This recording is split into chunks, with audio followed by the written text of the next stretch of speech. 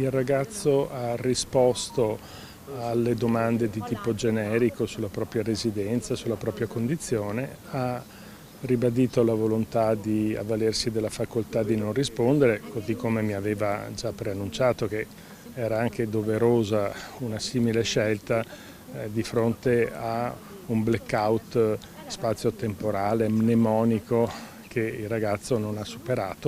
Resta in carcere Alberto Zago, il 33enne di Quinto di Treviso, accusato di aver accoltellato alle spalle un docente di matematica del liceo Brocchi lunedì mattina e arrestato dai carabinieri grazie all'indicazione di un tassista il giorno successivo mentre si trovava su una panchina nel piazzale della stazione di Bassano.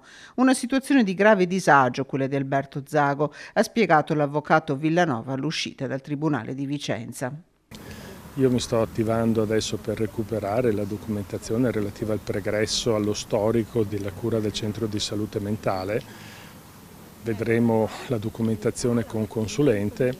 Un giovane confuso che di lunedì mattina non ricorda nulla, Alberto Zago. L'avvocato Villanova, una volta ricevuta la documentazione dalla comunità che aveva ospitato il 33enne fino allo scorso dicembre e dai servizi sociosanitari che lo avevano in cura, in accordo con la famiglia nominerà un consulente e procederà con la richiesta di incidente probatorio con l'obiettivo di trovare una misura alternativa al carcere.